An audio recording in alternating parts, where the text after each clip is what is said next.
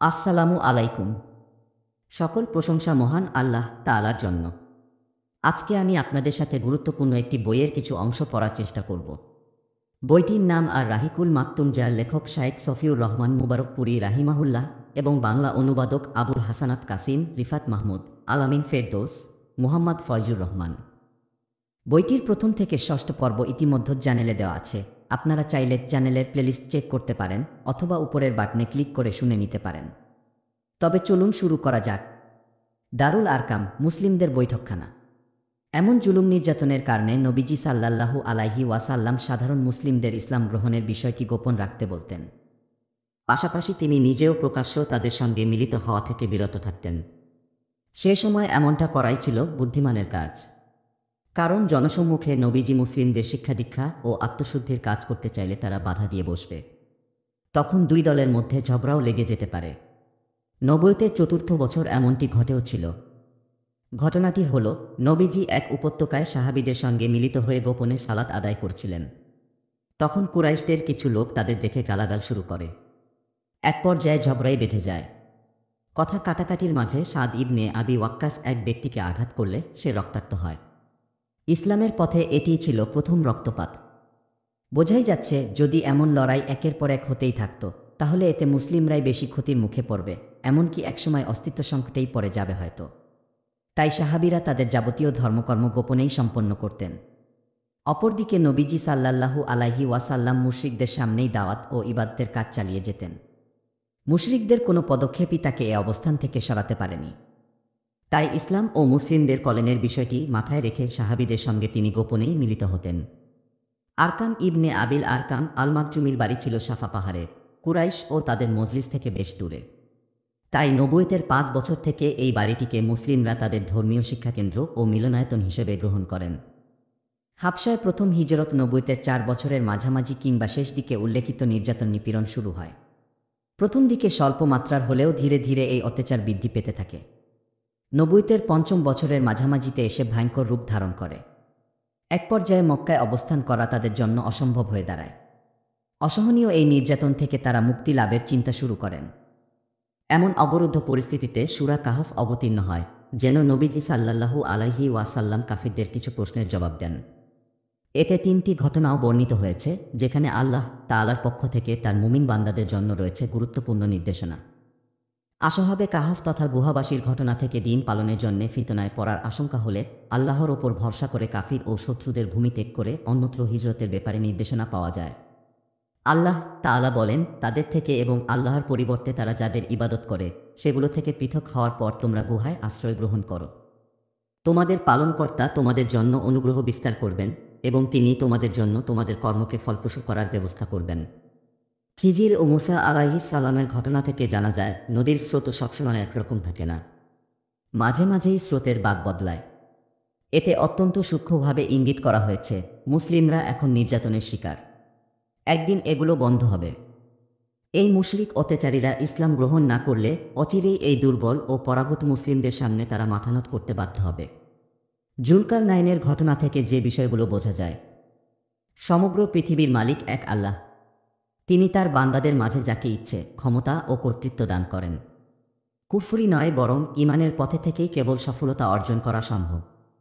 বিভিন্ন পরিস্থিতিতে আল্লাহ তার বান্দাদের মধ্য থেকে এমন কারো উত্থান ঘটান যে দুর্বলদের ইয়াজুজ মাজুজের কবল থেকে উদ্ধার করে। আল্লাহর সৎ বান্দারাই পৃথিবীর উত্তরাধিকার লাভের ক্ষেত্রে সবচেয়ে বেশি হকদার। তারপর সূরা জুমার অবতীর্ণ হয়। এখানে হিজরতের ব্যাপারে ইঙ্গিত করে বলা হয়েছে, আল্লাহর জমিন অপ্রশস্ত নয়, যারা এ দুনিয়াতে সৎ কাজ করে তাদের জন্য রয়েছে পুণ্য। আল্লাহর পৃথিবী প্রশস্ত। ধৈর্যশীলদের বিনা হিসেবে পুরস্কার দেওয়া হবে। নবীজি সাল্লাল্লাহু আলাইহি ওয়াসাল্লাম জানতেন, হাবশার বাদশাহ আশহামা নাজাশী অত্যন্ত ন্যায়পরায়ণ। তার রাজত্বে কেউ জুলুমের শিকার হয় না। তাই নবীজি মুসলিমদের দিন রক্ষার্থে হাবশায় হিজরত করতে আদেশ দেন। নবুয়তের 5 বছর সাহাবীদের প্রথম দল হাবশায় হিজরত করেন। 12 জন পুরুষ ও 4 জন নারীর সমন্বয়ে এই দলটি গঠিত হয়েছিল, যার জিম্মাদার ছিলেন উসমান ইবনে আফফান রাজিয়াল্লাহু আনহু। সঙ্গে ছিলেন নবীজি সাল্লাল্লাহু আলাইহি ওয়াসাল্লামের কন্যা রুকাইয়া রাজিয়াল্লাহু আনহা। নবীজি তাদের সম্পর্কে বলেন, ইব্রাহিম ও লূত আলাইহিমাস সালামের পর তারাই আল্লাহর রাস্তায় হিজরতকারী প্রথম পরিবার। কুরাইশরা যেন টের না পায় সেজন্য তারা রাতের বেলায় রওনা করেন। লোহিত সাগরের সুয়াইবা বন্দরে পৌঁছলে ভাগ্যক্রমে সেখানে তারা বণিকদের দুটি জাহাজ পেয়ে যান, যা তাদের হাবশায় পৌঁছে দেয়। কুরাইশরা টের পেয়ে তাদের পিছু নেয়, কিন্তু তারা তীরে পৌঁছতে পৌঁছতে সাহাবীরা নিরাপদে বন্দর ত্যাগ করেন। হাবশায় গিয়ে মুসলিমরা স্বাভাবিক জীবনযাপন করতে থাকেন। একই বছর রামাদান মাসে নবীজি হারামে প্রবেশ করেন। সেখানে কুরাইশদের গণ্যমান্য নেতৃস্থানীয় ব্যক্তিবর্গ ছাড়াও অনেক লোক উপস্থিত ছিল। তাদের সামনে দাঁড়িয়ে হঠাৎ নবীজি সূরা নাজম তিলাওয়াত শুরু করেন। এর আগে আল্লাহর কালামের তিলাওয়াত শোনার ভাগ্য হয়নি এদের। কুরআন শ্রবণ থেকে নিজেদের বিরত রাখতে নানা কৌশলের আশ্রয় নিত তারা। নিজেরা তো শুনতই না, অন্যরাও যেন শুনতে না পারে, সেজন্য কুরআনও তিলাওয়াত করা হলে তারা হট্টগোল শুরু করে দিত। কুরআনে তাদের অবস্থা তুলে ধরা হয়েছে এভাবে: তোমরা এই কুরআনও শ্রবণ করো না এবং তিলাওয়াতকালে হট্টগোল সৃষ্টি করো যাতে তোমরা জয়ী হতে পারো। কিন্তু হঠাৎ এই সূরার তিলাওয়াত শুরু হলে অসামান্য আকর্ষণীয় ঐশী বাণী তাদের কর্ণকুহরে প্রবেশ করে, যার সৌন্দর্য ও চমৎকারিত্ব ভাষায় ব্যক্ত করা সম্ভব নয়। কালামুল্লাহর সৌন্দর্য ভীষণভাবে তাদের আকর্ষণ করে, মুহূর্তেই দখল করে নেয় তাদের হৃদয়ের সবটুকু জায়গা। সূরার শেষাংশে এসে তারা এতটাই মোহিত হয়ে পড়ে যে তাদের কাছে মনে হতে থাকে তাদের দেহে যেন আর প্রাণ নেই, প্রাণ পাখি উড়ে চলে গেছে দূর অজানায়।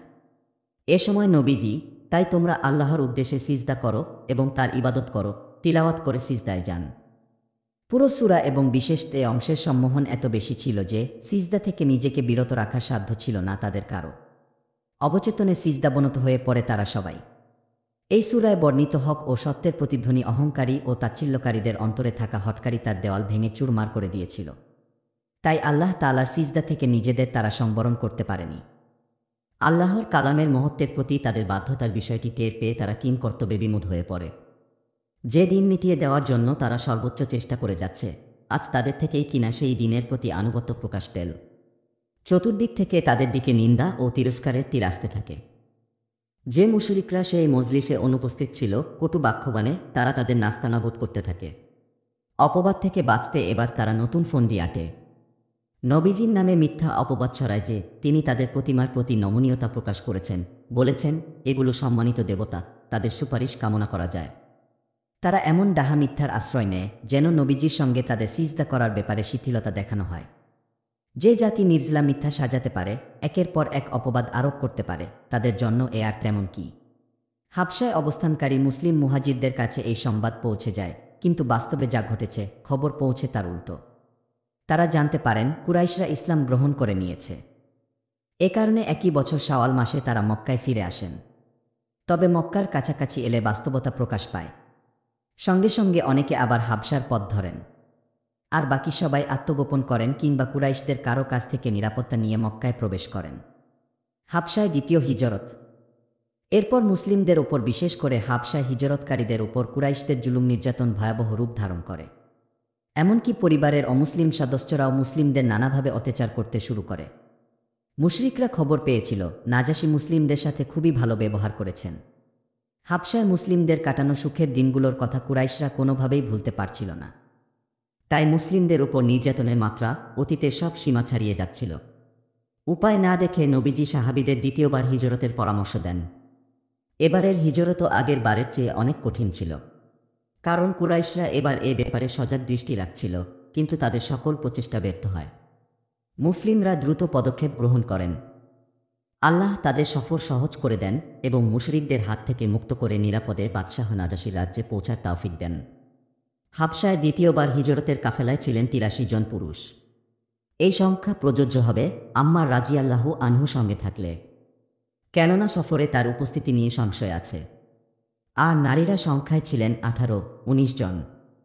মুহাজিরদের বিরুদ্ধে কুরাইশদের চক্রান্ত। মুহাজিররা নিজেদের প্রাণ ও দিনের জন্য কোনো নিরাপদ আশ্রয় পেয়েছে, মুশরিকরা এটা কোনোভাবেই মেনে নিতে পারছিল না। যে করেই হোক তাদের ক্ষতি করতেই হবে, এই পরিকল্পনায় আমর ইবনেল আস ও আবদুল্লাহ ইবনে আবি রবিয়াকে তারা নির্বাচন করে। দুজনেই বেশ বিচক্ষণ আর বুদ্ধিমান। এটি তাদের ইসলাম গ্রহণের আগের ঘটনা। কুরাইশরা বাদশাহ নাজাশী ও সভাসদবর্গের জন্য নানারকম মূল্যবান উপঢৌকনসহ তাদের দুজনকে পাঠায়। তারা দুজন উপহার নিয়ে প্রথমে সভাসদদের কাছে গিয়ে এমন সব দলিল প্রমাণ উপস্থাপন করে যা মুসলিমদের বিতাড়িত করার জন্য যথেষ্ট। সভাসদরা তাদের কথামতো নাজাশীকে বুঝিয়ে মুসলিমদের তাড়িয়ে দেওয়ার ব্যাপারে রাজি করার পর তারা দুজন নাজাশীর দরবারে উপস্থিত হয়। উপহার উপঢৌকন পেশ পর্ব শেষ করে মূল কথা আরম্ভ করে। তারা বলে, মহামান্য বাদশাহ, কিছু নির্বোধ যুবক স্বজাতির ধর্ম ছেড়ে আপনার রাজ্যে অনুপ্রবেশ করেছে। তারা আপনার ধর্ম তো গ্রহণ করেইনি, বরং নতুন এক ধর্ম নিয়ে এসেছে। আমাদের ও আপনাদের কারোরই সে ধর্মের ব্যাপারে কোনো রকম জ্ঞান নেই। তাদের ফিরিয়ে নেওয়ার জন্য তাদের বাপদাদা, চাচামামা ও পরিবার পরিজনের পক্ষ থেকে স্বজাতির নেতৃস্থানীয় ব্যক্তিবর্গ আমাদের দুজনকে আপনার কাছে পাঠিয়েছেন। তারা তাদের ব্যাপারে সর্বোচ্চ দায়িত্বশীল এবং তারাই তাদের কৃতকর্মের ব্যাপারে পুরোপুরি অবগত। সভাসদরা বলে, মহামান্য বাদশাহ, তারা ঠিকই বলেছে। তাই আপনি তাদের ফিরিয়ে দিন, যেন তারা তাদের নিজ দেশ ও জাতির কাছে নিয়ে যেতে পারে। কিন্তু বাদশাহ নাজাশী ভাবলেন, বিষয়টি একটু খতিয়ে দেখা দরকার এবং উভয় পক্ষের কথা শোনা প্রয়োজন। তাই তিনি মুসলিমদের ডেকে পাঠালেন। সঙ্গে সঙ্গে তারা উপস্থিত হলেন। তাদের প্রতিজ্ঞা ছিল, যা হওয়ার হবে, আমরা সত্য থেকে এক চুলো সরব না। নাজাশী তাদের উদ্দেশ্যে বলেন, কি এমন ধর্ম তোমরা পেয়ে বসেছ যে কারণে স্বজাতিকে ত্যাগ করতে হয়েছে? আবার আমার ধর্ম তো নয়, পৃথিবীর কোনো ধর্মই নাকি তোমরা গ্রহণ করনি। জবাবে মুসলিমদের মুখপাত্র জাফর ইবনে আবি তালিব রাজিয়াল্লাহু আনহু বলেন, মাননীয় বাদশাহ, আমরা ছিলাম জাহিলি সম্প্রদায়ের লোক। মূর্তি পূজা করতাম, মৃত জন্তু খেতাম, নানা রকম খারাপ কাজে লিপ্ত ছিলাম, আত্মীয়তার সম্পর্ক ছিন্ন করতাম, প্রতিবেশীকে কষ্ট দিতাম। আমাদের সবলেরা দুর্বলদের সম্পদ আত্মসাৎ করত। এক পর্যায়ে আল্লাহ তাআলা আমাদের মধ্য থেকে একজনকে আমাদের কাছে রাসূল করে পাঠান। আমরা তার বংশধারা, আমানতদারিতা ও চারিত্রিক পবিত্রতা সম্পর্কে জানি। তিনি আল্লাহর একত্ববাদের স্বীকৃতি প্রদান এবং তার ইবাদত বন্দেগীর প্রতি আহ্বান করেন। আমাদের বাপদাদা ও পূর্বপুরুষরা যে পাথর ও প্রতিমার পূজা করত তা থেকে সরে আসতে বলেন।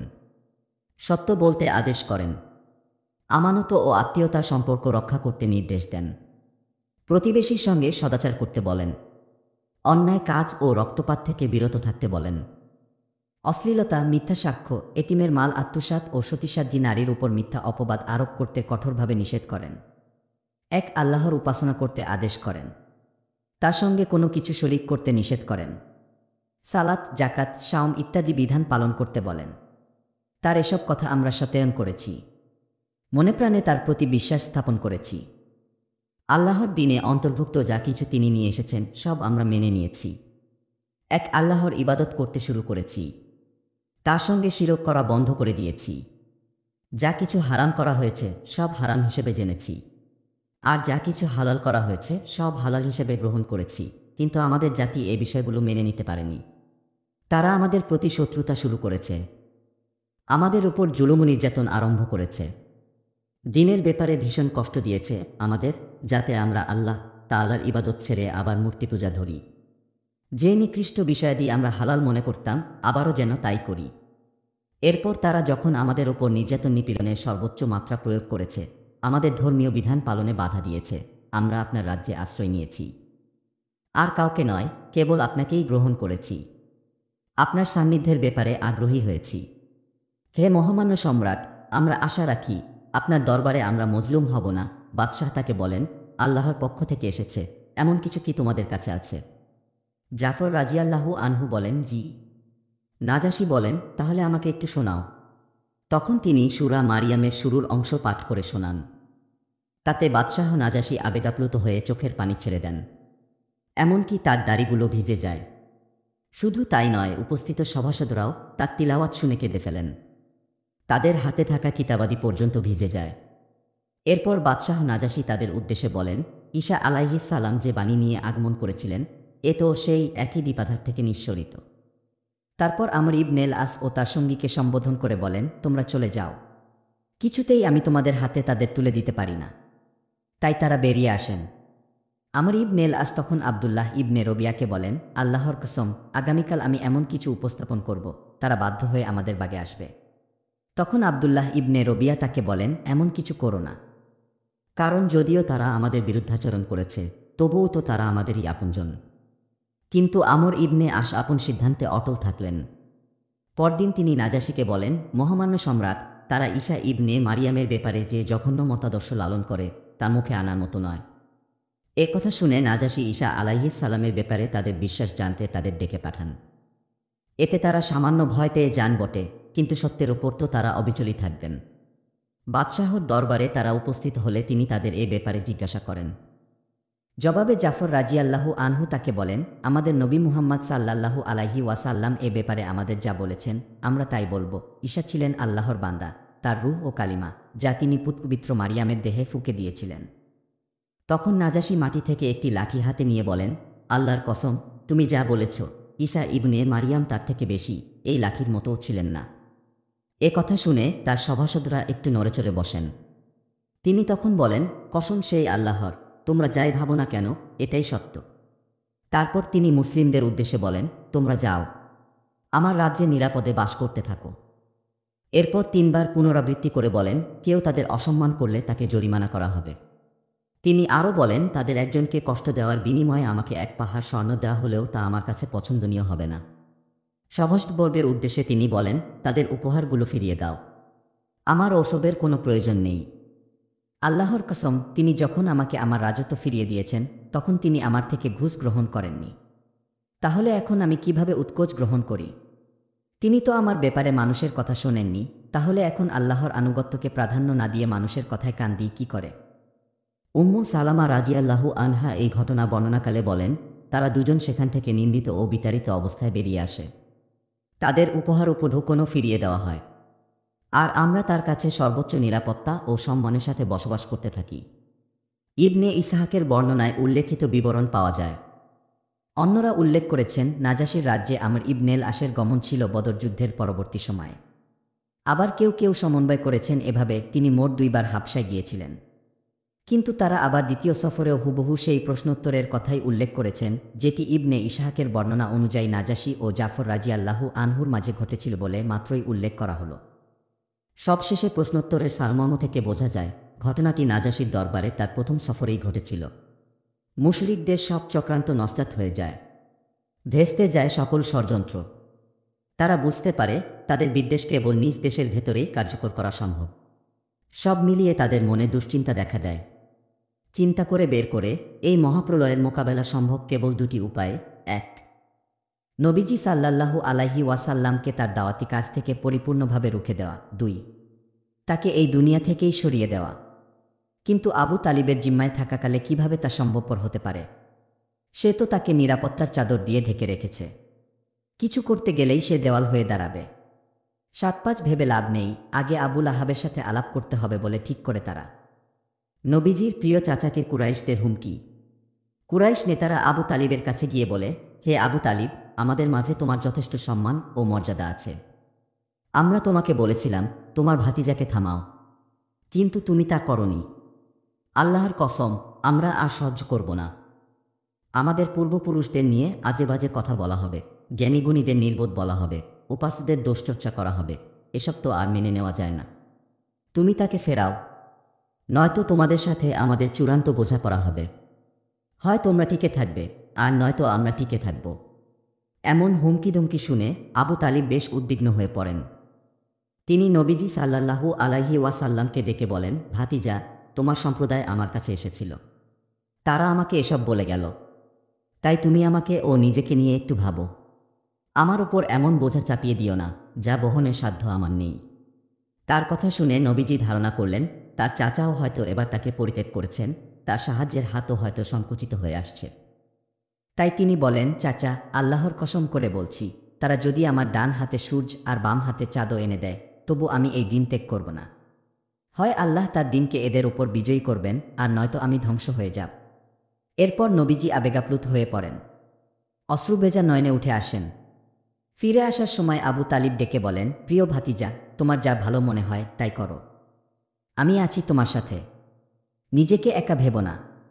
এরপর তিনি আবৃত্তি করেন, তোমার মদত করেই যাব যতদিন বেঁচে আছি, কুরাইশদের ঘেঁষতে দেব না তোমার কাছাকাছি। প্রচার করো দিনের বাণী তুমি তোমার মতো, প্রভুর রহম তোমার পরে ঝরুক অবিরত।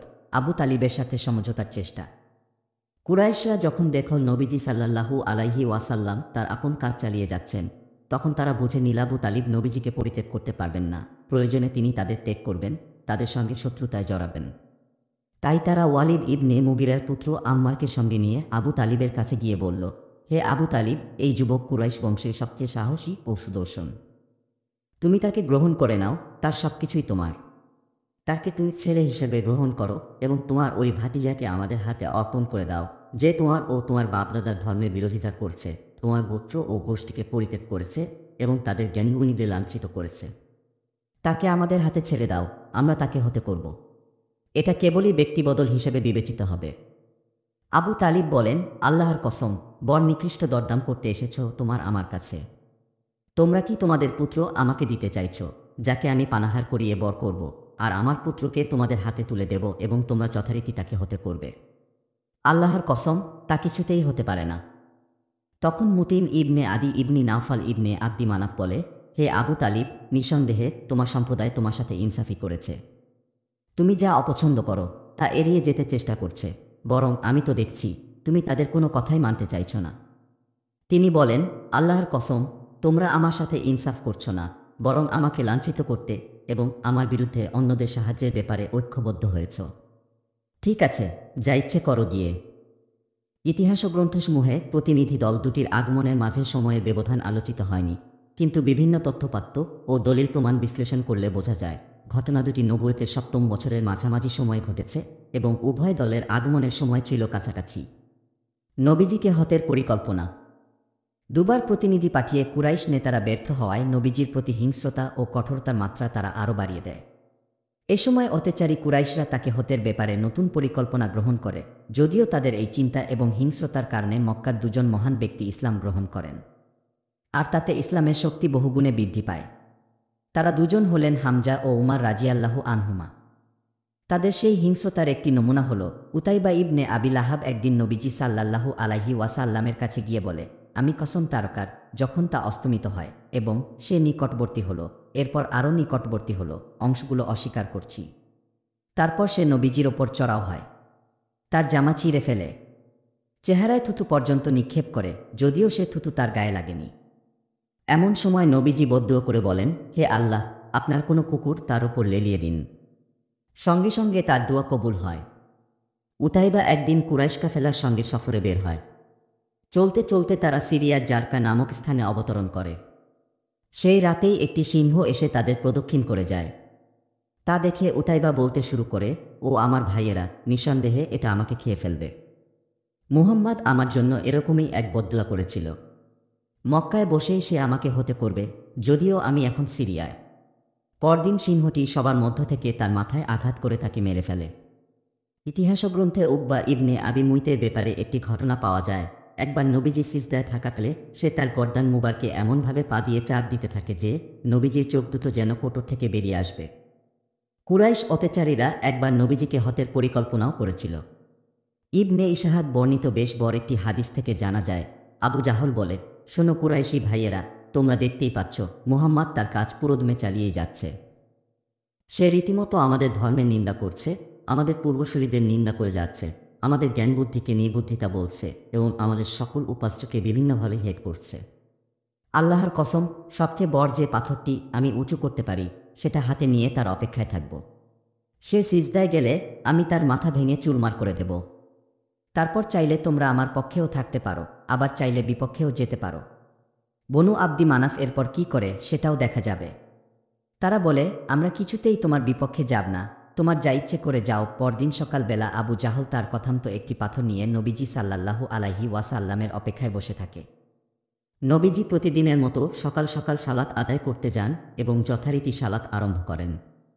এরই মধ্যে কুরাইশরা আবু জাহলের কান দেখতে তাদের সভায় অপেক্ষা করছে। নবীজি সিজদায় চলে গেলে আবু জাহল পাথর তুলে তার দিকে এগিয়ে যায়।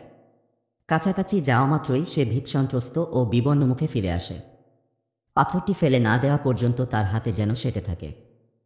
এ অবস্থা দেখে কুরাইশদের অনেকে তার কাছে দৌড়ে যায়। সবিষয়ে জানতে চায়, তোমার কি হয়েছে আবুল হাকাম? সে বলে, গতকাল তোমাদের যা বলেছিলাম তা করতেই গিয়েছিলাম আমি, কিন্তু তার নিকটবর্তী হলে একটি উট আমার পথ আগলে দাঁড়াল।